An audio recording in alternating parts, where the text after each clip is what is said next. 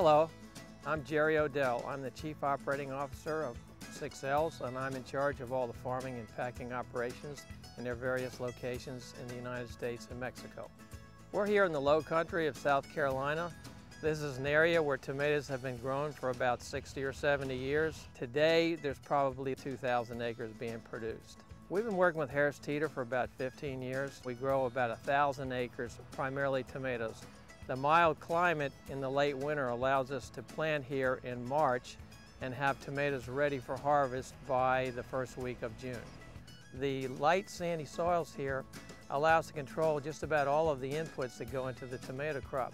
Our newest product, the Vintage Ripes, which is an heirloom type tomato, we produce about 750,000 pounds a year here in South Carolina and about 7.5 million pounds year-round in the United States. Vintage Ripes are packed in a very unique manner. This is a very delicate tomato that needs to be handled with extreme care to preserve the integrity of the fruit until it gets to the final consumer at the supermarket level.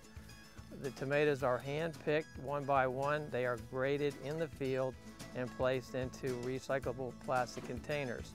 Those containers are then transferred to a packing facility where the tomatoes are once again graded and placed in a booty and then packed in a padded single layer flat. We are able to trace any of our tomatoes from the final package back to the seed lot that we planted in the greenhouse.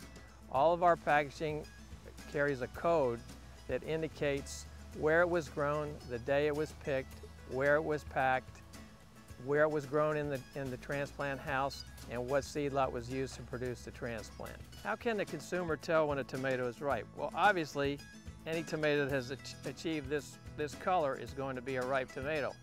Here in the farm, what we do is we continually slice tomatoes. We look for the gel development here in what we call the locules.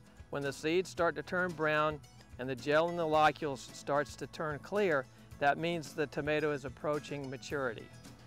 Our Vintage Ripes, however, we normally pick at a much higher state of maturity, and that's why they have to be so carefully handled, because they will bruise easily.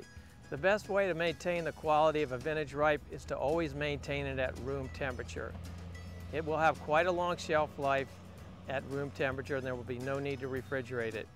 I eat Vintage Ripes almost every day. I eat them many different ways, but perhaps my favorite way is a big thick slice on a BLT.